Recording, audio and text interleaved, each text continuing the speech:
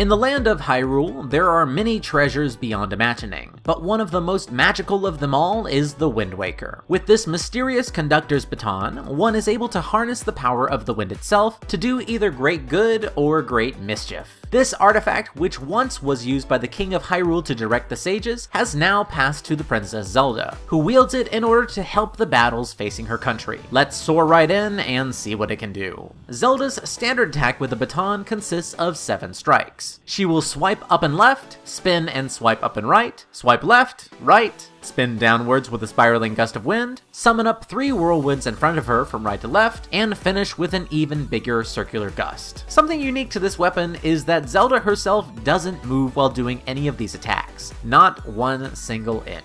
Being honest, the fact that Zelda doesn't budge while attacking is a fatal flaw for this weapon right out of the gate. Even if you are just in a one-on-one fight, the forwards momentum when using your standard attacks is incredibly important, as it constantly displaces where you once were, meaning that your foes will not always have perfect aim when they want to hit you. Zelda is incredibly vulnerable whenever she's standard attacking, and on top of this, her lack of movement means that she will need to constantly reposition herself when taking on groups, or simply just following up on higher health foes. Throwing gas onto this tire fire of a standard string is her relatively slow initial attacks, which have a slight pause between them, making her not ideal for even just following up on stunned enemies, where you at least know they're not gonna move. Basically, any potential that she could have is shot in the foot by her lack of movement. This, in my opinion, is the worst standard attack string in the game, just from a lack of utility alone. Okay, well, let's go ahead and move on to her heavy attack and combos. By hitting heavy attack, Zelda will send out several fast-moving tornadoes in a fan pattern in front of her. From there, she will stay put while she directly controls a small tornado to attack her enemies, and she can end this control by hitting heavy attack again, which will make her tornado burst. There is a slightly random effect to the initial tornadoes, which makes smaller wind gusts appear near your enemies. If you are able to pilot your tornado to these, it will cause it to grow and become much more powerful. There is a lot of potential in this attack, but its usage is incredibly specific. It's best used when you are just at the entrance to a keep with nobody who can attack you from behind. You are actually able to clear entire forts with just this one move, as long as you are able to swiftly grow your tornado and keep yourself from being rushed from the front. Zelda's first heavy attack combo has her bring in 3 electric notes, which chain lightning between them before Zelda zaps her enemies to the front. This combo serves as both a launcher and electric damage. However, its entire animation is a bit sluggish. Zelda's second combo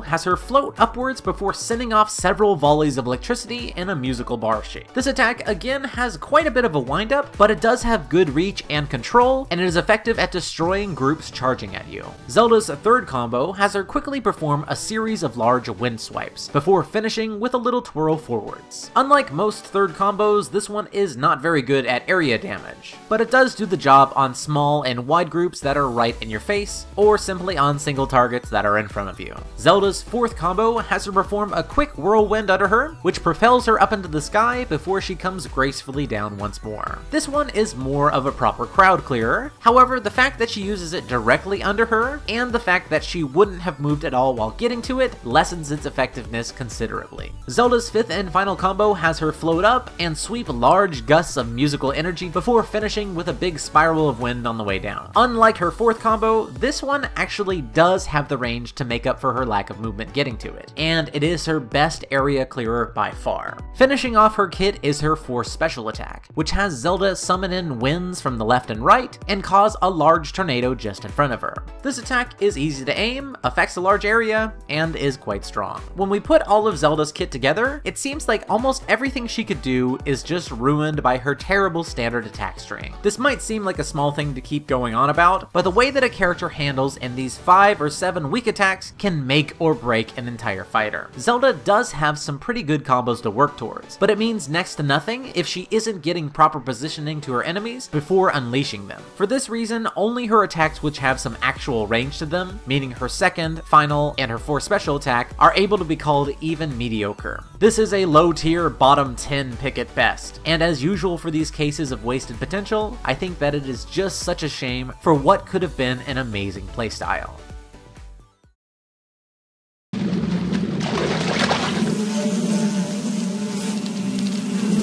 I've caught you at last!